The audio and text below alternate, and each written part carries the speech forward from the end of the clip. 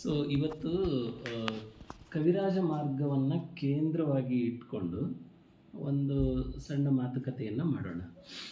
ಆ, ಕವಿರಾಜ ಮಾರ್ಗ ನಮಗೆ ನಮ್ಗೆ ಬಹಳ ಮುಖ್ಯವಾಗಿ ಕವಿರಾಜ ಮಾರ್ಗ ಕನ್ನಡ ಮತ್ತು ಕರ್ನಾಟಕ ಇವುಗಳ ಐಡೆಂಟಿಟಿ ಇಂಥ ಸಂದರ್ಭದಲ್ಲೆಲ್ಲ ನಾವು ಮಾತಾಡ್ತೀವಿ.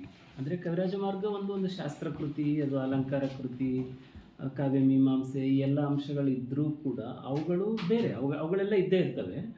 ಬಟ್ ಬಹಳ ಮುಖ್ಯವಾಗಿರೋ ಅಂಶ ಏನಪ್ಪ ಅಂತಂದರೆ, ನಾವು ಕನ್ನಡ ಮತ್ತು ಕರ್ನಾಟಕ ಇವುಗಳ ಐಡೆಂಟಿಟಿಯ ಒಂದು ಮಾತುಕತೆ ಬಂದಾಗಲೆಲ್ಲ ನಾವು ಶ್ರೀ ವಿಜಯ ಬರೆದಿರುವಂಥ ಕವಿರಾಜ ಮಾರ್ಗದ ಬಗ್ಗೆ ಮಾತಾಡ್ತೀವಿ. ಯಾಕೆ ಕರ್ನಾಟಕವನ್ನು ಅರ್ಥ ಮಾಡಿಕೊಳ್ಳುವುದಕ್ಕೆ ಕವಿರಾಜ ಮಾರ್ಗ ಹೇಗೆ ಸಹಾಯವನ್ನು ಮಾಡುತ್ತೆ? ಒಂದು ಶಾಸ್ತ್ರಕೃತಿ ಕೂಡ ಒಟ್ಟು ಒಂದು ಕರ್ನಾಟಕವನ್ನು, ಅದು ಕರ್ನಾಟಕ ಅಂದಾಗ, ಕನ್ನಡ ಅಂದಾಗ ಬರೀ ಭಾಷೆ, ನೆಲ, ಭಾಷೆ ಮತ್ತು ರಾಜ್ಯ ಅಂತ ಹೇಳೋದ್ರ ಬದಲು ಹಲವಾರು ಆಯಾಮಗಳಲ್ಲಿ ನಾವು ಅದನ್ನು ನೋಡಬೇಕಾಗುತ್ತೆ. ಕವಿರಾಜ ಮಾರ್ಗ ಆ ರೀತಿಯ ಅಂಶಗಳನ್ನು ಗಮನದಲ್ಲಿ ಇಟ್ಕೊಂಡೇ ಬರ್ತಿದೆ. ಅದು ಸಂಸ್ಕೃತಿ ಅಂತ ಆಗುತ್ತೆ, ಜನಾಂಗ ಅಂತ ಆಗುತ್ತೆ, ಭಾಷೆ ಅಂತ ಆಗುತ್ತೆ. ಸೊ ಹೀಗೆ ಈ ಎಲ್ಲ ಅಂಶಗಳು ಬರೋದನ್ನು ನಾವು ಗಮನದಲ್ಲಿ ಇಟ್ಕೋಬೇಕಾಗುತ್ತೆ. ಆ ಕಾರಣಕ್ಕೇ ಕರ್ನಾಟಕದ ಮತ್ತು ಕನ್ನಡದ ಐಡೆಂಟಿಟಿಗಳ ಬಗ್ಗೆ ಮಾತಾಡುವಾಗ ನಮಗೆ ಕವಿರಾಜ ಮಾರ್ಗ ಮುಖ್ಯವಾಗುತ್ತೆ. ಕವಿರಾಜ ಮಾರ್ಗ ಈ ಕನ್ನಡ ಮತ್ತು ಕರ್ನಾಟಕಗಳ ಬಗ್ಗೆ ಮಾತನಾಡುವ ಕೆಲವು ಅಂಶಗಳನ್ನು ನಾವು ವರ್ಗೀಕರಣ ಮಾಡಿ ನೋಡಬಹುದು. ಅಂದರೆ ಇಡಿಯಾಗಿ ಒಂದು ಚರ್ಚೆಗೆ ತೆಗೆದುಕೊಳ್ಳುವುದರ ಬದಲು ಕೆಲವು ಅಂಶಗಳನ್ನು ಒಂದೊಂದು ಬಿಡಿ ಬಿಡಿಯಾಗಿ ಚರ್ಚೆ ಮಾಡಿದರೆ ಹೆಚ್ಚು ಅನುಕೂಲ ಆಗಬಹುದು ಅಂತ. ಮೊದಲನೇದಾಗಿ ಕವಿರಾಜ ಮಾರ್ಗ ಒಂದು ಶಾಸ್ತ್ರಕೃತಿ, ನಮಗೆಲ್ಲರಿಗೂ ಗೊತ್ತೇ ಇದೆ. ಅದೊಂದು ಶಾಸ್ತ್ರಕೃತಿ, ಅಲಂಕಾರ ಕೃತಿ ಮತ್ತು ಕಾವ್ಯ ಮೀಮಾಂಸೆ ಅಂತೆಲ್ಲ ಹೇಳುವಂಥದ್ದು ನಮಗಿದೆ. ಬಹುಶಃ ನಾವು ಅದ್ರ ಬಗ್ಗೆ ಇಲ್ಲಿ ಹೆಚ್ಚು ಮಾತಾಡೋ ಅವಶ್ಯಕತೆ ಇಲ್ಲ. ನಾವು ಕಾವ್ಯ ಮೀಮಾಂಸೆ ಓದುವಾಗ ಕವಿರಾಜ ಮಾರ್ಗವನ್ನು ಆ ರೀತಿಯಲ್ಲಿ ಓದಬೇಕಾಗಬಹುದು. ಅದನ್ನು ಬಿಟ್ಟು ಕವಿರಾಜ ಮಾರ್ಗವನ್ನು ಯಾವ್ಯಾವ ರೀತಿಯಲ್ಲಿ ಕರ್ನಾಟಕವನ್ನು ಅರ್ಥ ಮಾಡಿಕೊಳ್ಳುವ ಪ್ರಕ್ರಿಯೆಯ ಭಾಗವಾಗಿ ಓದಬೇಕು ಅನ್ನೋದನ್ನು ನೋಡೋಣ. ಕವಿರಾಜ ಮಾರ್ಗದ ಒಳಗೆ ಕೆಲವು ಅಂಶಗಳು ಬರ್ತವೆ. ಅದು ಕಾವ್ಯ ಮೀಮಾಂಸೆಯೇ ಆಗಿದ್ದರೂ ಕೂಡ ಕನ್ನಡದ ಬಗೆಗೆ, ಕರ್ನಾಟಕದ ಬಗ್ಗೆ ಏನೋ ಕೆಲವೊಂದು ಅಂಶಗಳನ್ನು ಮುಕ್ತವಾಗಿ ಮಾತಾಡುತ್ತೆ, ಕೆಲವು ಅಂಶಗಳನ್ನು ತಾತ್ವಿಕವಾಗಿ ಮಾತಾಡುತ್ತೆ. ಸೊ ಈಗ ಉದಾಹರಣೆಗೆ ನಾವು ನೋಡೋದಾದರೆ, ಕನ್ನಡದಲ್ಲಿ ಕಾವ್ಯ ಮೀಮಾಂಸೆ ಅಂದರೆ ಏನು ಅನ್ನೋ ಆಲೋಚನೆಗಳನ್ನು ತುಂಬ ಗಟ್ಟಿಯಾಗಿ ಮೊದಲಿಗೆ ಮಾತನಾಡಿದ ಪುಸ್ತಕ ಅಂದರೆ ನಮ್ಗೆ ಸಿಗೋದೇ ಅದು ಮೊದಲನೇ ಪುಸ್ತಕ ಆಗಿರೋದ್ರಿಂದ ಕವಿರಾಜ ಮಾರ್ಗದಲ್ಲಿ ಸಿಗುತ್ತೆ ನಮಗೆ. ಕಾವ್ಯ ಮೀಮಾಂಸೆಯ ಬಗೆಗೆ ಗಟ್ಟಿಯಾಗಿ ತುಂಬ ವಿಸ್ತಾರವಾಗಿ ಮಾತಾಡಿದಂತಹ ಒಂದು ಪುಸ್ತಕ. ಅಲ್ಲಿ ಕಾವ್ಯ ಮೀಮಾಂಸೆ ಅನ್ನುವಂಥದ್ದನ್ನು ಕನ್ನಡ ಭಾಷೆಗೆ ಮತ್ತು ಕನ್ನಡ ಸಾಹಿತ್ಯಕ್ಕೆ ಅನ್ವಯಿಸಿ ಮಾತನಾಡುವಂತಹದ್ದು ಕಂಡುಬರುತ್ತೆ. ಇದು ಒಂದು ಅಂಶ ಬಹಳ ಮುಖ್ಯವಾಗಿರೋದು. ಅಲ್ಲಿ ನಮಗೇನಾಗುತ್ತೆ, ಕನ್ನಡ ಕರ್ನಾಟಕಗಳು ಹೇಗೆ ಪರಿಕಲ್ಪನಾತ್ಮಕವಾಗಿ ರೂಪುಗೊಳ್ತಾ ಇದ್ದು ಅನ್ನುವಂಥದ್ದು ಅಲ್ಲಿ ನಮಗೆ ತಿಳಿಯುತ್ತೆ. ಅದು ಒಂದು ಅಂಶ. ಇನ್ನೊಂದು, ಜನರಲ್ ಆಗಿ ಕನ್ನಡ ಮಾತನಾಡುವವರ ಅಥವಾ ಕರ್ನಾಟಕದ ಇವೆಲ್ಲ ಅಂದಾಜು ಶಬ್ದಗಳು, ಹಾಗಾಗಿ ಅಂದಾಜು ಅಂತಲೇ ಅಂದ್ಕೊಂಡು ಹೋಗೋಣ. ಕನ್ನಡ ಮಾತನಾಡುವವರ ಗುಣಗಳನ್ನು ಕುರಿತು ಮಾತನಾಡಿದ್ದನ್ನು ಒಂದು ಕಡೆ ಇದೆ. ಇನ್ನೊಂದು, ಕರ್ನಾಟಕದ ಗಡಿಯನ್ನು ಕುರಿತು ಮಾತಾಡುವಂಥದ್ದು. ಅಂದರೆ ಅದು ಕನ್ನಡ ದೇಶ ಅನ್ನೋ ಶಬ್ದವನ್ನೇ ಕವಿರಾಜ ಮಾರ್ಗ ಬಳಸುತ್ತೆ. ಕನ್ನಡ ಮಾತನಾಡುವ ಪ್ರದೇಶದ ಎರಡು, ಉತ್ತರ ಮತ್ತು ದಕ್ಷಿಣದ ಎರಡು ಗಡಿಗಳನ್ನು ಅದು ಗುರುತಿಸುತ್ತೆ. ಸೊ ಇದು ಒಂದು ಅಂಶ. ಅದು ಯಾವ ಅಂಶಗಳನ್ನು ಅದರ ಹಿಂದ್ಗಡೆ ನಾವು ತಿಳ್ಕೊಳ್ಳೋದಕ್ಕೆ ಸಾಧ್ಯವಾಗುತ್ತೆ ಅನ್ನೋದನ್ನೆಲ್ಲ ಚರ್ಚೆ ಮಾಡಬೇಕು. ಮತ್ತೊಂದು ಮುಖ್ಯವಾದ ಅಂಶ ಏನಪ್ಪ ಅಂತಂದರೆ, ಈ ಕನ್ನಡ ಭಾಷೆಯ ಬಗೆಗೆ, ಅಂದರೆ ಕನ್ನಡದ ವ್ಯಾಕರಣ ಅಂಶಗಳನ್ನು ಅದು ಎಕ್ಸ್ಪ್ಲೈನ್ ಮಾಡುತ್ತೆ. ಕೆಲವು ತುಂಬ ಸಂಕ್ಷಿಪ್ತವಾಗಿ ಮಾಡುತ್ತೆ. ಅದು ನಮಗಿಲ್ಲಿ ಮುಖ್ಯ ಅಲ್ಲ, ಯಾಕಂದರೆ ನಾಗಲೇ ಹೇಳಿದೆ, ವಿಷಯ ಮಾತಾಡುವಾಗ ಅದು ಮುಖ್ಯವಾಗುತ್ತೆ. ಬಟ್ ಇಲ್ಲಿ ಕರ್ನಾಟಕ, ಕನ್ನಡ ಐಡೆಂಟಿಟಿ ಈ ಥರದ ಒಂದು ವಿಚಾರ ಇಟ್ಕೊಂಡು ಮಾತಾಡ್ತಾ ಇರೋದ್ರಿಂದ ಕವಿರಾಜ ಮಾರ್ಗ ಹೇಳುವ ವ್ಯಾಕರಣ ವಿಚಾರಗಳು ನಮಗೆ ಮುಖ್ಯ ಆಗೋದಿಲ್ಲ ಇಲ್ಲಿ. ಬದಲಾಗಿ ಕನ್ನಡ ಭಾಷೆಯ ಬಗೆಗೆ ಕೆಲವು ಬಹಳ ಮುಖ್ಯವಾದ ಶಬ್ದಗಳನ್ನು ಅದು ಬಳಸುತ್ತೆ. ಅವುಗಳಲ್ಲಿ ಒಂದು ಕನ್ನಡಂಗಳ್ ಅನ್ನುವಂಥದ್ದು.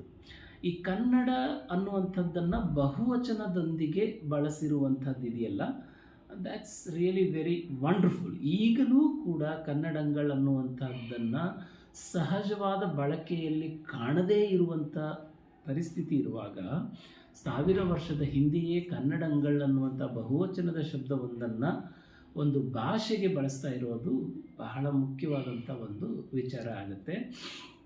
ಇನ್ನೊಂದು ನಮಗೆಲ್ಲರೂ ಗೊತ್ತಿರೋ ಹಾಗೆ ಪಳಗನ್ನಡ ಅನ್ನೋ ಶಬ್ದನೂ ಬಳಸುತ್ತೆ. ಎಸ್. ಆಮೇಲೆ ಹೊಸಗನ್ನಡ ಅಂತಲೂ ಬಳಸುತ್ತೆ. ಅದು ಪಳಗನ್ನಡ ಅನ್ನೋದನ್ನು ಬಳಸ್ತತೆ, ಪಳಗನ್ನಡ ಅನ್ನೋದನ್ನು ಬಳಸುತ್ತೆ. ಆಮೇಲೆ ಇನ್ನೆರಡು ಮುಖ್ಯವಾದಂತಹ ಶಬ್ದಗಳನ್ನು ಅದು ಬಳಸುತ್ತೆ. ತಿರುಳುಗನ್ನಡ ಅನ್ನುವಂಥದ್ದು.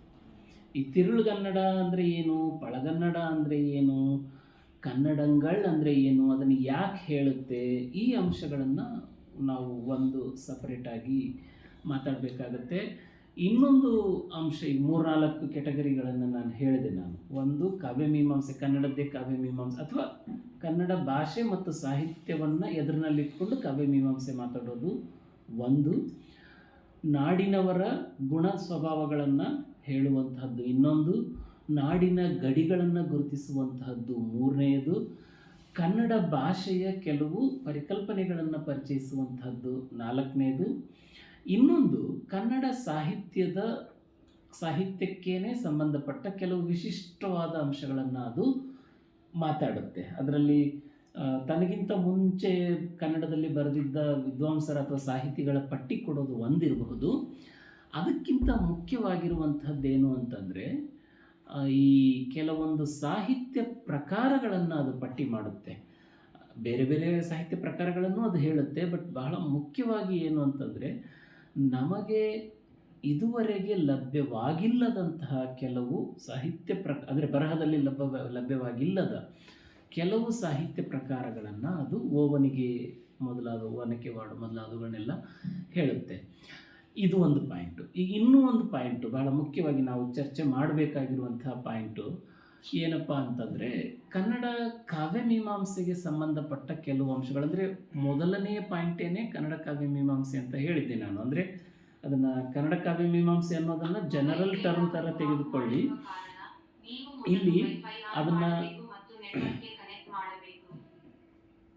ಅಲ್ಲಿ ಅದನ್ನು ಜನರಲ್ ಆಗಿಯೇ ಅದನ್ನು ತೆಗೆದುಕೊಳ್ಳಿ. ಯಾಕಂದರೆ ಅದನ್ನು ನಿರ್ದಿಷ್ಟವಾಗಿ ಕನ್ನಡ ಕಾವ್ಯಮೀಮಾಂಸೆ ಅಂತ ನಮಗೆ ಇದುವರೆಗೂ ಗುರುತಿಸಿ ಅಧಿಕಾರಯುತವಾಗಿ ಮಾತನಾಡುವುದಕ್ಕೆ ಸಾಧ್ಯವಾಗಿಲ್ಲ. ಹಾಗಾಗಿ ಅದನ್ನು ಆ ರೀತಿ ತೆಗೆದುಕೊಳ್ಳೋದು ಬೇಡ. ಬಟ್ ಇನ್ನೊಂದು ಏನಂದರೆ, ಈ ಅಂಶಗಳು, ಈ ಮಾರ್ಗ ದೇಸಿ ಅನ್ನುವಂತಹ ಈ ಜೋಡಿ ಪರಿಕಲ್ಪನೆಗಳನ್ನು ಕೊಡುತ್ತೆ. ಯಾವಾಗಲೂ ಈ ಜೋಡಿ ಪರಿಕಲ್ಪನೆಗಳು ಇರುವಂಥದ್ದು ನಮಗೆ ಸಾಹಿತ್ಯವನ್ನು ವರ್ಗೀಕರಿಸಿಕೊಳ್ಳುವುದಕ್ಕೆ, ಅಥವಾ ಸಾಹಿತ್ಯವನ್ನು ಅರ್ಥ ಮಾಡಿಕೊಳ್ಳುವುದಕ್ಕೆ, ಅಥವಾ ಸಾಹಿತ್ಯದಲ್ಲಿರುವ ಭಿನ್ನತೆಗಳನ್ನು ಗುರುತಿಸುವುದಕ್ಕೆ ತುಂಬ ಸಹಾಯ ಮಾಡ್ತಾ ಇರುತ್ತೆ. ಸೊ ಹಾಗಾಗಿ ಇಂತಹ ಜೋಡಿ ಪರಿಕಲ್ಪನೆಗಳು ನಮಗೆ ಬಹಳ ಮುಖ್ಯವಾಗ್ತವೆ. ಇಂಥ ಪರಿಕಲ್ಪನೆಗಳನ್ನು ಕವಿರಾಜ ಮಾರ್ಗ ಕೊಡುತ್ತೆ. ಆಮೇಲೆ ಕೆಲವು ಕಾವ್ಯಮೀಮಾಂಸೆಗೆ ಸಂಬಂಧಪಟ್ಟ ಪರಿಕಲ್ಪನೆಗಳ ಬಗೆಗೆ ಅದು ತಳೆದುಕೊಳ್ಳುವ ನಿಲುವು, ಬಹಳ ಮುಖ್ಯವಾಗಿ ಈ ಪ್ರಾಸ ಮತ್ತು ಯತಿಯ ಬಗೆಗೆ ಅದರ ವಿಚಾರಗಳು, ಇವು ಏನಿದಾವಲ್ಲ ತುಂಬಾ ಇಂಪಾರ್ಟೆಂಟ್ ಆದಂತಹ ಕೆಲವೊಂದು ಅಂಶಗಳು. ಈ ಎಲ್ಲ ಅಂಶಗಳನ್ನು ಇದುವರೆಗೆ ವಿದ್ವಾಂಸರು ಬೇರೆಯವರು ಬೇರೆ ಬೇರೆ ಸಂದರ್ಭಗಳಲ್ಲಿ ಮಾತಾಡಿದ್ದಾರೆ. ಅಫ್ಕೋರ್ಸ್ ಒಂದು ವಿಷಯವನ್ನು, ಒಂದು ಆಯಾಮವನ್ನು ಇಟ್ಕೊಂಡು ಮಾತಾಡಿದಾಗ ಅದರಲ್ಲಿ ಒಂದೇ ರೀತಿಯ ಚರ್ಚೆ ಆಗೋಕ್ಕೆ ಸಾಧ್ಯ ಇಲ್ಲ. ತುಂಬ ವೈವಿಧ್ಯಮಯವಾದಂತಹ ಚರ್ಚೆಗಳನ್ನು ನಾವು ಕಾಣೋದಕ್ಕೆ ಸಾಧ್ಯ ಇದೆ. ಒಂದೊಂದು ಅಂಶವನ್ನು ಒಬ್ಬೊಬ್ಬ ವಿದ್ವಾಂಸರು ಬೇರೆ ಬೇರೆ ರೀತಿಯಲ್ಲಿ ಎಕ್ಸ್ಪ್ಲೇನ್ ಮಾಡಿರುವಂಥದ್ದು ಕೂಡ ಇದೆ. ಸೊ ಈ ಇಷ್ಟು ಅಂಶಗಳನ್ನು ನಾವು ಇಡಿಯಾಗಿ ಒಂದು ಚರ್ಚೆಯ ಭಾಗವಾಗಿ ತೆಗೆದುಕೊಂಡರೆ, ಕವಿರಾಜ ಮಾರ್ಗ ಕನ್ನಡ ಮತ್ತು ಕರ್ನಾಟಕಗಳಿಗೆ ಅವುಗಳನ್ನು ತಿಳಿದುಕೊಳ್ಳುವುದಕ್ಕೆ, ಅವುಗಳ ಇತಿಹಾಸ, ಅವುಗಳು ಪರಿಕಲ್ಪನಾತ್ಮಕವಾಗಿ ಬೆಳೆದಿರುವಂತಹದ್ದು, ಅವುಗಳ ಸಾಮಾಜಿಕತೆ ಅಂದರೆ ಅವುಗಳ ಸಾಮಾಜಿಕ ಆಯಾಮಗಳು, ಸೊ ಈ ಎಲ್ಲವುಗಳನ್ನು ತಿಳಿದುಕೊಳ್ಳುವುದಕ್ಕೆ ಒಂದು ದೊಡ್ಡ ಮಟ್ಟದ ಸಹಾಯ ನಮಗೆ ಒದಗುತ್ತೆ. ಸೊ ಎಸ್, ಈಗ ನಾವೇನು ಮಾಡೋಣ, ಒಂದೊಂದಾಗಿ ಈ 6-7 ಪಾಯಿಂಟ್ಗಳನ್ನು ನಾನೇನು ಹೇಳಿದ್ನಲ್ಲ, 7-8 ಪಾಯಿಂಟ್ಗಳನ್ನು, ಇದರಲ್ಲಿ ಒಂದೊಂದು ಅಂಶವನ್ನು ನಾವು ಮಾತಾಡಬೇಕಾಗುತ್ತೆ. ಒಂದೊಂದನ್ನು ಸಪ್ರೇಟಾಗಿಯೇ ಮಾತಾಡಬೇಕಾಗುತ್ತೆ. ಸೊ ಹಾಗೆ ಮಾತಾಡೋಣ. ಬಟ್ ಅದಕ್ಕಿಂತ ಮುಂಚೆ ಕವಿರಾಜ ಮಾರ್ಗ ಒಂದು ಯಾಕೆ ಅಷ್ಟು ಮಹತ್ವದ ಕೃತಿಯಾಗುತ್ತೆ ನಮಗೆ ಅನ್ನೋದನ್ನು ಮಾತಾಡೋ ಪ್ರಯತ್ನ ಮಾಡೋಣ. ಯಾಕೆ ಮಹತ್ವದ್ದು ಅಂದರೆ ತುಂಬ ಜನರಲ್ ಆಗಿ ಅಥವಾ ತುಂಬ ಸಿಂಪಲ್ ಆಗಿ ಏನಪ್ಪ ಅಂತಂದರೆ ನಮಗೀಗ ಸಿಕ್ಕಿರೋ ಅತ್ಯಂತ ಹಳೆಯದಾದ ಕೃತಿ ಅದು, ಹಾಗಾಗಿ ಅದು ಇಂಪಾರ್ಟೆಂಟು. ಅದು ಇಂಪಾರ್ಟೆಂಟ್ ಅನ್ನೋದರಲ್ಲಿ ಅನುಮಾನ ಏನಿಲ್ಲ. ಆದರೆ ಅದು ಒಂದೇ ಕಾರಣಕ್ಕೆ ಕವಿರಾಜ ಮಾರ್ಗ ಇಂಪಾರ್ಟೆಂಟ್ ಅಲ್ಲ. ಈಗೇನು ನಾವು ಪಟ್ಟಿ ಮಾಡಿದ್ವಲ್ಲ ಎಲ್ಲ ವಿಷಯಗಳು ತುಂಬ ಗಟ್ಟಿಯಾದ ಒಂದು ಶಾಸ್ತ್ರದ ಸಿದ್ಧಾಂತದ ತಿಳುವಳಿಕೆಯ ಅನುಭವದ ಬೆಂಬಲದಿಂದ ಆಡಿರುವಂತಹ ಮಾತುಗಳು. ಸೊ ಹಾಗಾಗಿ ನಮಗೆ ಕವಿರಾಜ ಮಾರ್ಗ ಬಹಳ ಮುಖ್ಯವಾಗುತ್ತೆ. ಸರಿ, ಕವಿರಾಜ ಮಾರ್ಗ ಇಷ್ಟು ಮುಖ್ಯ ಆಗುತ್ತೆ ಅಂದರೆ ಒಂದು ಕೃತಿ ಬಹಳ ಮುಖ್ಯ ಅಂತ ಆಗೋದಾದರೆ ಒಂದು ಸಮಾಜಕ್ಕೆ ಯಾಕೆ ಮತ್ತು ಹೇಗೆ ಸಾಧ್ಯ ಅಂತ ಯೋಚನೆ ಮಾಡಬೇಕು ನಾವು. ಅದೇನಪ್ಪ, ಒಬ್ಬ ಕವಿ ತುಂಬ ಚೆನ್ನಾಗಿ, ಒಬ್ಬ ವಿದ್ವಾಂಸ ತುಂಬ ಚೆನ್ನಾಗಿ ಬರೆದ್ಬಿಟ್ರೆ ಆ ಪುಸ್ತಕ ಇಂಪಾರ್ಟೆಂಟ್ ಆಗಿಬಿಡುತ್ತೆ ನಮ್ಮ ಸಮಾಜಕ್ಕೆ ಅಂತ ಅಂದ್ಕೋಬಹುದು. ಬಟ್ ಹಾಗಿರೋದಿಲ್ಲ, ಹಾಗೆ ಇರೋದಕ್ಕೆ ಸಾಧ್ಯವೂ ಇಲ್ಲ. ಯಾಕೆ ಅಂದರೆ ಒಂದು ಶಾಸ್ತ್ರ ಅನ್ನುವಂಥದ್ದು ಒಂದು ಸಮುದಾಯದ ನಿರಂತರವಾದ ಬದುಕಿನ ಅನುಭವದಿಂದ ರೂಪುಗೊಳ್ಳುವಂತಹದ್ದು. ಅದು ವ್ಯಾಕರಣವೂ ಇರ್ಬೋದು, ಕಾವ್ಯಮೀಮಾಂಸೆಯೂ ಇರ್ಬೋದು, ಛಂದಸ್ಸು ಇರ್ಬೋದು, ಇವುಗಳೂ ಕೂಡ ಬದುಕಿನ ಅನುಭವದಿಂದಲೇ ರೂಪುಗೊಳ್ಳುವೆ. ಯಾಕಂದರೆ ಭಾಷೆ, ಸಾಹಿತ್ಯ ಅನ್ನುವಂಥವುಗಳು ಬದುಕಿನ ಭಾಗವಾಗಿವೆ. ಅವುಗಳಿಗೆ ಸಂಬಂಧಪಟ್ಟ ಯಾವುದೇ ಶಾಸ್ತ್ರವೂ ಕೂಡ ಬದುಕಿನ ಅನುಭವದಿಂದಲೇ ಬರಬೇಕು, ಸುಮ್ಮನೆ ಬರೋದಕ್ಕೆ ಸಾಧ್ಯವಿಲ್ಲ. ಆ ಕಾರಣಕ್ಕಾಗಿ ಕವಿರಾಜ ಮಾರ್ಗಕ್ಕೆ ಇರುವಂತಹ ಮಹತ್ವ ಯಾಕೆ ಸಾಧ್ಯವಾಯಿತು, ಹೇಗೆ ಸಾಧ್ಯವಾಯಿತು ಅನ್ನುವಂಥದ್ದನ್ನು ನಾವು ಮಾತನಾಡಬೇಕು. ಹೇಗೆ ಸಾಧ್ಯ ಅಂದರೆ ಕವಿರಾಜ ಮಾರ್ಗಕ್ಕಿಂತ ಹಿಂದೆ ಕನ್ನಡ ಮತ್ತು ಕರ್ನಾಟಕಗಳ ಬಗ್ಗೆ ಯಾವ ರೀತಿಯ ಆಲೋಚನೆಗಳಿದ್ವು, ಅವುಗಳು ಹೇಗೆ ಬೆಳೀತಾ ಬಂದಿದ್ವು. ಸೊ ಈ ಅಂಶಗಳು ನಮಗೆ ಬಹಳ ಮುಖ್ಯವಾಗ್ತವೆ. ಈಗ ಸುಮ್ಮನೆ ಯಾಕೆ ಕರ್ನಾಟಕ ಅಥವಾ ಕನ್ನಡ ಅನ್ನೋ ಶಬ್ದಗಳ ಬಗ್ಗೆ ಒಬ್ಬ ಶಾಸ್ತ್ರ ಬರೆಯೋ ಒಬ್ಬ ವ್ಯಕ್ತಿ, ಒಬ್ಬ ವಿದ್ವಾಂಸ ಯಾಕೆ ಹಾಗೆ ಒಂದು ಸಾಹಿತ್ಯ ಕೃತಿಯ ಹಾಗೆ, ಒಂದು ಕಾವ್ಯ ಸಾಹಿತ್ಯ ಕವನದಲ್ಲಿ ಬರೆಯೋ ಹಾಗೆ ಅಭಿಮಾನದಿಂದ ಬರೀಬೇಕು. ವಿದ್ವಾಂಸರಿಗೆ ಅದು ಸರಿಯಾಗಿರ್ಲಿಕ್ಕಿಲ್ವೇನೋ. ಬಟ್ ಅದು ಸರಿ ಆಗುವ ಹಾಗೆ ಹೇಗೆ ಇಲ್ಲಿ ಬರೋದಕ್ಕೆ ಸಾಧ್ಯವಾಗಿದೆ.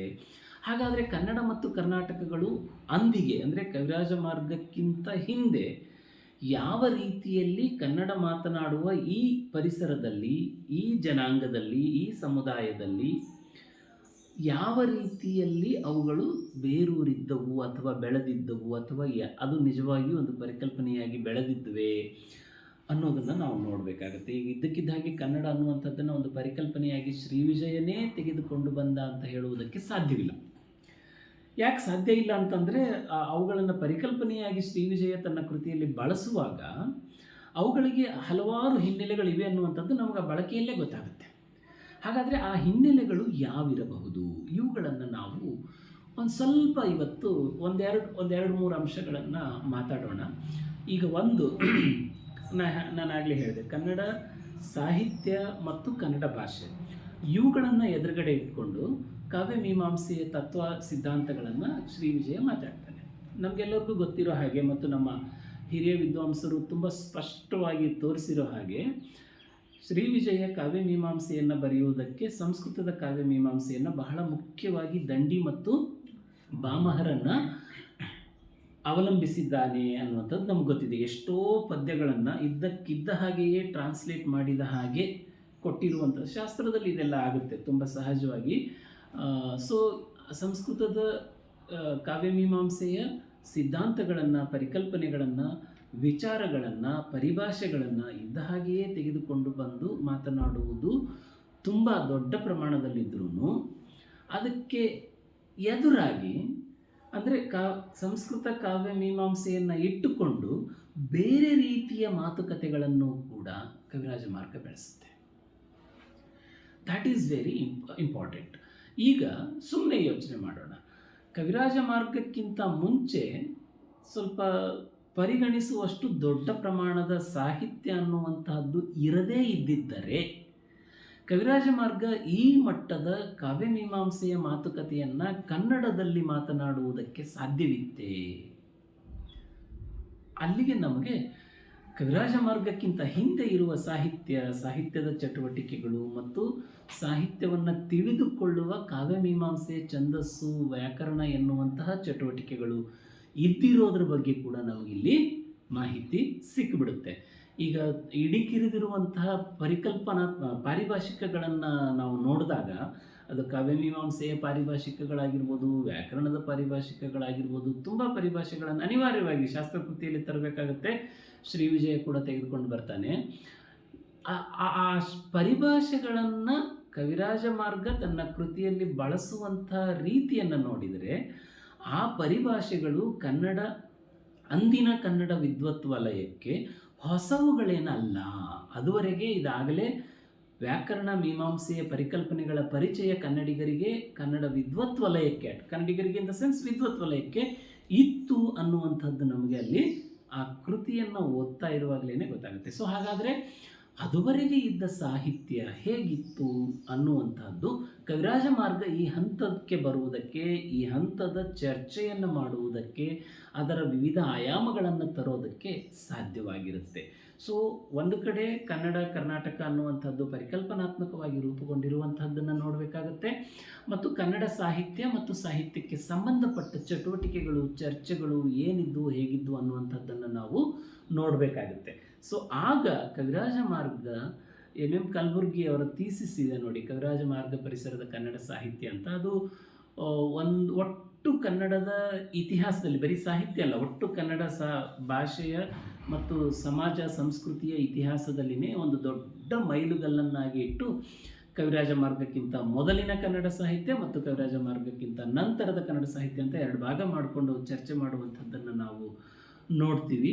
ಅದು ಒಂದು ಹಂತಕ್ಕೆ ಖಂಡಿತವಾಗಿಯೂ ಅಷ್ಟು ಮಹತ್ವದ ಕೃತಿ ಅನ್ನುವಂಥದ್ದು ನಿಜ. ಬಟ್ ಕಾಲಾಂತರದಲ್ಲಿ ಅಂತ ಹಲವು ಮೈಲುಗಲ್ಲುಗಳು ಹಲವು ಆಯಾಮದಲ್ಲಿ ಬರ್ತಾ ಇರ್ತವೆ, ಅದು ಬೇರೆ ವಿಚಾರ. ಸೊ ಕವಿರಾಜ ಮಾರ್ಗ ಒಂದು ದೊಡ್ಡ ಪಲ್ಲಟಕ್ಕೆ ಕಾರಣವಾಗುವುದಕ್ಕೆ ಅದರ ಹಿಂದಿನ ಬೆಳವಣಿಗೆಗಳು ಕೂಡ ಕಾರಣವಾಗಿರ್ತವೆ ಅನ್ನುವಂಥದ್ದು.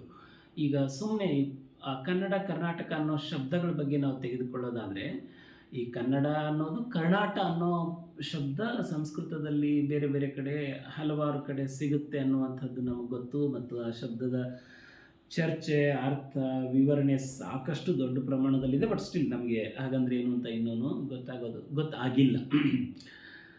ಈ ಕರ್ನಾಟಕ ಅನ್ನುವಂಥದ್ದು, ಕನ್ನಡ ಅನ್ನುವಂಥದ್ದು ಕನ್ನಡ ಮಾತನಾಡುವ ಸಮುದಾಯದಲ್ಲಿ ಒಂದು ಪರಿಕಲ್ಪನೆಯಾಗಿ ಬೆಳೆದಿತ್ತೆ ಅಂತನ್ನೋದನ್ನು ಸ್ವಲ್ಪ ಯೋಚನೆ ಮಾಡಿಕೊಂಡ್ರೆ, ಅಲ್ಲಿಂದ ಮುಂದಕ್ಕೆ ಕವಿರಾಜ ಮಾರ್ಗ ಹೇಗೆ ಬಂತು, ಹೇಗೆ ಬರೋಕ್ಕೆ ಸಾಧ್ಯವಾಯಿತು ಅನ್ನೋದನ್ನು ತಿಳಿದುಕೊಳ್ಳೋದಕ್ಕೆ ನಮಗೆ ಸಹಾಯ ಆಗುತ್ತೆ. ಅದಕ್ಕೆ ಸಂಬಂಧಪಟ್ಟ ಒಂದೆರಡು ವಿಚಾರಗಳನ್ನು ಇಲ್ಲಿ ನಾವು ಪ್ರಸ್ತಾಪ ಮಾಡಬಹುದು.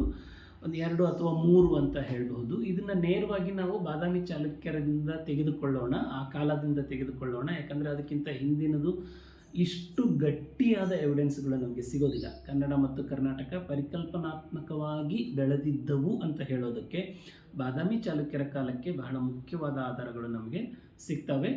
ವೆರಿ ಇಂಟ್ರೆಸ್ಟಿಂಗ್ಲಿ, ಕರ್ನಾಟಕ ಅಥವಾ ಭಾರತವನ್ನು ಆಳಿದಂತಹ ಬಹಳ ದೊಡ್ಡ ದೊರೆ ಅಂತ ಹೇಳುವಂಥ ಇಮ್ಮಡಿ ಪುಲಕೇಶಿ ಏನಿದಾನಲ್ಲ, ಅವನ ಸುತ್ತಮುತ್ತಲೇನೆ ಈ 2-3 ಮಹತ್ವದ ದಾಖಲೆಗಳು ಅಥವಾ ಅಂಶಗಳು ನಮಗೆ ಸಿಗೋದು. ಅದು ಕಾಕತಾಳೀಯವೋ ಅಥವಾ ಇತಿಹಾಸದ ಒಂದು ಸಹಜ ಬೆಳವಣಿಗೆಯೋ ನಮಗೆ ಗೊತ್ತಿಲ್ಲ. ಬಟ್ ಇಮ್ಮಡಿ ಪುಲಕೇಶಿ ಕೇಂದ್ರಿತವಾಗಿ ಈ ಬೆಳವಣಿಗೆಗಳು, ಈ ಉದಾಹರಣೆಗಳು ಅಥವಾ ನಿದರ್ಶನಗಳು ನಮಗೆ ಸಿಗ್ತವೆ. ಅದರಲ್ಲಿ ಬಹುಶಃ 3 ಅಂಶಗಳನ್ನು ನಾವು ಹೇಳ್ಬೋದು, ಅಥವಾ 3 ಶಬ್ದಗಳು ಅಂತಲೂ ನಾವು ತಗೋಬೋದು ಅದನ್ನು. ಒಂದು, ಬಾದಾಮಿ ಚಾಲುಕ್ಯರ ಸೈನ್ಯಕ್ಕೆ ಕರ್ನಾಟ ಬಲ ಅನ್ನೋ ಹೆಸರಿತ್ತು ಅನ್ನುವಂಥದ್ದು. ಕರ್ನಾಟ ಬಲ, ನಾವು ಸಾಮಾನ್ಯವಾಗಿ ಕರ್ನಾಟ ಅನ್ನುವಂಥದ್ದು ಒಂದು ನೆಲಕ್ಕೆ, ಒಂದು ರಾಜ್ಯಕ್ಕೆ, ಒಂದು ಭಾಷೆಗೆ, ಒಂದು ಸಂಸ್ಕೃತಿಗೆ ಹೆಸರು ಅಂತ ಹೇಳುವಂತಹದ್ದು ಬೇರೆ. ಸಮಾಜದ ಒಂದು ಘಟಕಕ್ಕೆ ಅದನ್ನು ಹೆಸರನ್ನಾಗಿ ತೆಗೆದುಕೊಳ್ಳೋದಿದೆಯಲ್ಲ, ದಟ್ಸ್ ವೆರಿ ಇಂಟ್ರೆಸ್ಟಿಂಗ್. ಸೊ ಆ ವೇಳೆಗೆ ಕರ್ನಾಟ ಎನ್ನುವ ಶಬ್ದ ಒಂದು ಸಾಮ್ರಾಜ್ಯದ ಸೈನ್ಯವನ್ನು ಹೆಸರಿಸುವುದಕ್ಕೆ ಬಳಕೆ ಆಯಿತು ಅನ್ನುವಂಥದ್ದೇನೆ ತುಂಬ ಕುತೂಹಲದಾಯಕವಾಗಿರುವಂಥ ಒಂದು ಅಂಶ.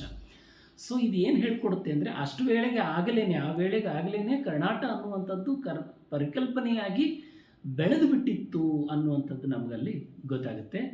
ಇನ್ನೊಂದು ನಮಗೆ ವಿಜ್ಜಿಕ ಅನ್ನುವ ಕವಿತ್ರಿಯ ಅಥವಾ ಕವಿಯ ಒಂದು ಹೆಸರಿನ ಉದಾಹರಣೆ ಸಿಗುತ್ತೆ. ಬಟ್ ಆಕೆಯ ಕೃತಿ ನಮಗೆ ಸಿಗೋದಿಲ್ಲ. ಸಂಸ್ಕೃತ ಕಾವ್ಯ ಮೀಮಾಂಸೆಯಲ್ಲಿ ಆಕೆಯ ಹೆಸರನ್ನು ಹೇಳಿ ತುಂಬ ದೊಡ್ಡ ಕವಿ ಅನ್ನೋದನ್ನು ಬರೆದಿರೋದನ್ನು ನಾವು ನೋಡ್ತೀವಿ. ಆಕೆ ಬರೆದಿರುವ ಒಂದು ಕೃತಿಯ ಬಗ್ಗೆ ನಮಗೆ ತಿಳುವಳಿಕೆ ಇದೆ, ಕರ್ನಾಟೇಶ್ವರ ಕಥಾ ಅಂತ ಅನ್ನುವಂಥದ್ದು. ಸೊ ಈ ಕರ್ನಾಟೇಶ್ವರ ಕಥಾ ಅನ್ನುವಂಥ ನಮ್ಮ ಕನ್ನಡದ ಮೊದಲ ತಲೆಮಾರಿನ ಮತ್ತು ಎರಡನೇ ತಲೆಮಾರಿನ ವಿದ್ವಾಂಸರುಗಳು ಇದು ಒಂದು ನಾಟಕ ಇರಬಹುದು ಅಂತ ಅನುಮಾನಿಸಿದ್ದಾರೆ.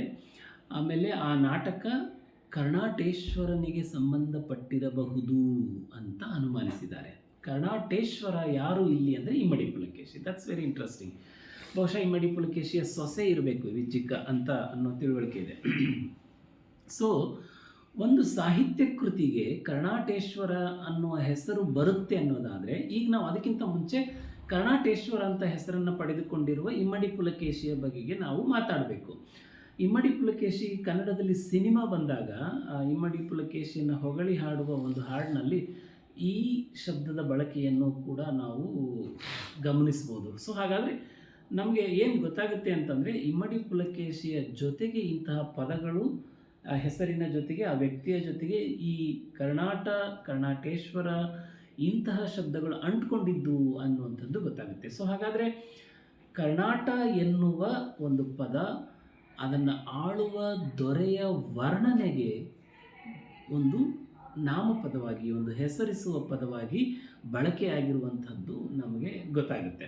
ಸೊ ಕರ್ನಾಟೇಶ್ವರ ಅನ್ನುವಂಥದ್ದನ್ನು ಒಬ್ಬ ವ್ಯಕ್ತಿಗೆ ಬಳಸ್ತೀವಿ ಅನ್ನೋದಾದರೆ ಅಲ್ಲಿಗೆ ಮತ್ತೆ ನಮಗೆ ಕರ್ನಾಟ ಅನ್ನುವಂಥದ್ದು ಒಂದು ಪರಿಕಲ್ಪನಾತ್ಮಕವಾಗಿ ಬೆಳೆದಿತ್ತು ಅಂತ ಗೊತ್ತಾಗುತ್ತೆ. ಈ ಪದವನ್ನು ಆಮೇಲೆ ಕರ್ನಾಟೇಶ್ವರ ಕಥಾ ಅಂತ ಒಂದು ಕಾವ್ಯಕ್ಕೆ, ಒಂದು ಸಾಹಿತ್ಯ ಕೃತಿಗೆ ಒಂದು ಟೈಟಲ್ ಆಗಿ, ಹೆಸರಾಗಿ, ಪುಸ್ತಕದ ಹೆಸರಾಗಿ ಬಳಕೆಯಾಗುವಂಥದ್ದು ಮತ್ತು ನಮಗೆ ಏನಾಗುತ್ತೆ, ಇನ್ನಷ್ಟು ಗಟ್ಟಿಯಾದ ಆಧಾರಗಳನ್ನು ಕೊಡುತ್ತೆ. ಇನ್ನೊಂದು ಕಡೆಗೆ ಈ ನಮಗೆ ಇದನ್ನು ಆಮೇಲೆ ಮಾತಾಡಬಹುದು ನಾವು ಮುಂದಿನ ಚರ್ಚೆ ಬಂದಾಗ. ಈ ತಿರುಳುಗನ್ನಡ ಎನ್ನುವಂಥ ಒಂದು ಪದದ ಬಳಕೆ ಏನಿದೆಯಲ್ಲ, ಆ ತಿರುಳುಗನ್ನಡ ಪದವು ಕೂಡ ಬಾದಾಮಿ ಚಾಲುಕ್ಯರ ಪರಿಸರಕ್ಕೆ ಹೊಂದಿಕೊಳ್ಳುವ ಹಾಗೆ ಬರುತ್ತೆ. ಆ 4 ಊರುಗಳ ಗಡಿಗಳನ್ನು ನೋಡಿದರೆ ಬಾದಾಮಿ, ಐಹೊಳೆ, ಪಟ್ಟದಕಲ್ಲು ಅದರ ಹತ್ತಿರದಲ್ಲಿ ಒಳಗಡೆನೆ ಬಂದುಬಿಡ್ತವೆ. ಕೊಪ್ಪಳ ಮೊದಲಾದವು, ಲಕ್ಷ್ಮೀಪುರ ಅವೆಲ್ಲ ಬರ್ತವೆ, ಅಣ್ಣಿಗೆರೆ ಅವೆಲ್ಲ ಬರ್ತವೆ, ಬೇರೆ ವಿಚಾರ. ಬಟ್ ಪಟ್ಟದಕಲ್ಲು, ಐಹೊಳೆ, ಬಾದಾಮಿ ಇವುಗಳು ಕರ್ನಾಟಕದ ಇತಿಹಾಸದಲ್ಲಿ, ಅಫ್ಕೋರ್ಸ್ ಭಾರತದ ಇತಿಹಾಸದಲ್ಲಿ ಕೂಡ ಅದು ಬೇರೆ ವಿಚಾರ, ಬಟ್ ಕರ್ನಾಟಕದ ಇತಿಹಾಸದಲ್ಲಿ ಅತ್ಯಂತ ಮಹತ್ವದ ಕೇಂದ್ರಗಳು ಮತ್ತು ಬಾದಾಮಿ ಚಾಲುಕ್ಯರ ಸಾಮ್ರಾಜ್ಯದ ಮಹತ್ವದ ಊರುಗಳು. ಹಾಗಾದರೆ ಈಗ ಕರ್ನಾಟ ಬಲ, ಕರ್ನಾಟೇಶ್ವರ ಕಥಾ ಈ ಹೆಸರುಗಳು ಕೂಡ ಬಾದಾಮಿ ಕೇಂದ್ರಿತವಾಗಿಯೇ ಬರ್ತಾ ಇವೆ ಅನ್ನುವಂಥದ್ದನ್ನು ನಾವು ಗಮನಿಸಿದರೆ, ಹಾಗಾದರೆ ತಿರುಳುಗನ್ನಡವನ್ನು ಆ ಪ್ರದೇಶಕ್ಕೆ ರೆಫರ್ ಮಾಡುವುದಕ್ಕೆ ಮತ್ತು ಬಾದಾಮಿ ಚಾಲುಕ್ಯರ ಕೇಂದ್ರಿತವಾಗಿ ಈ ರೀತಿಯ ಪದಗಳ ಬಳಕೆಗೆ ಏನಾದರೂ ಸಂಬಂಧವಿರಬಹುದೇ ಅಂತ ಆಲೋಚನೆ ಮಾಡೋದಕ್ಕೆ ನಮಗೆ ಒಂದು ಅವಕಾಶ ಸಿಗುತ್ತೆ.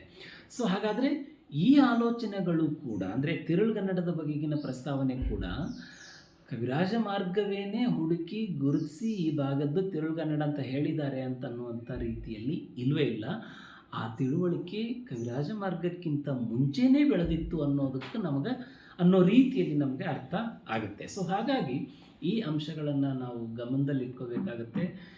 ಸಾಹಿತ್ಯ, ಭಾಷೆ, ಹಾಗೇನೆ ಹಲವಾರು ಪರಿಕಲ್ಪನಾತ್ಮಕ ಅಂಶಗಳು ಬೆಳೆದಿದ್ದರಿಂದ, ಚರ್ಚೆ ವ್ಯಾಪಕವಾಗಿ ಆಗಿದ್ದರಿಂದ ಕವಿರಾಜ ಮಾರ್ಗಕ್ಕೆ ಅಷ್ಟು ದೊಡ್ಡ ಪ್ರಮಾಣದಲ್ಲಿ ಮಹತ್ವದ ಚಿಂತನೆಗಳನ್ನು ಸಾರ ರೂಪದಲ್ಲಿ ಕಟ್ಟಿ ಅದನ್ನು ಒಂದು ಕೃತಿ ರೂಪದಲ್ಲಿ ಕಟ್ಟಿಕೊಡೋದಕ್ಕೆ ಮತ್ತು ತನ್ನ ಕಾವ್ಯಮೀಮಾಂಸೆಯ ಕೃತಿಯಲ್ಲಿ ಎಲ್ಲ ಅಂಶಗಳನ್ನು ಸೇರಿಸಿಕೊಳ್ಳೋದಕ್ಕೆ ಸಾಧ್ಯವಾಯಿತು ಅನ್ನುವಂಥದ್ದನ್ನು ನಾವು ತಿಳ್ಕೊಳ್ಬೋದು. ಬಟ್ ಇದನ್ನು ಇನ್ನೂ ವಿಸ್ತರಿಸಿ ಮಾತನಾಡೋದಕ್ಕೆ ಅವಕಾಶ ಇದೆ. ಕರ್ನಾಟಕಗಳು ಹೇಗೆ ಪರಿಕಲ್ಪನೆಗಳಾಗಿ ಬಂದಿದ್ದು ಮತ್ತು ಕವಿರಾಜ ಮಾರ್ಗಕ್ಕೆ ಸಿದ್ಧತೆಯ ಹಂತದ ಹಲವಾರು ಬೆಳವಣಿಗೆಗಳು ಏನೇನಾಗಿದ್ದು ಅನ್ನುವಂಥದ್ದನ್ನು ಇನ್ನೂ ವಿಸ್ತಾರವಾಗಿ ಮಾತನಾಡೋದಕ್ಕೆ ನಮಗೆ ಸಾಧ್ಯತೆ ಇದೆ. ಬಟ್ ಬಹುಶಃ ನಾವಿಷ್ಟು ಸಾಕು ಮಾಡ್ಬೋದು. ಮುಂದುವರೆದು ನಾವು ಕವಿರಾಜ ಮಾರ್ಗ ನಾನು ಮೊದಲೇ ಪಟ್ಟಿ ಮಾಡಿದ 5, 6 ಆ 7, 8 ಅಂಶಗಳೇನಿದಾವಲ್ಲ ಅವುಗಳನ್ನು ಒಂದೊಂದಾಗಿ ಮಾತನಾಡೋ ಪ್ರಯತ್ನವನ್ನು ನಾವು ಮಾಡೋಣ.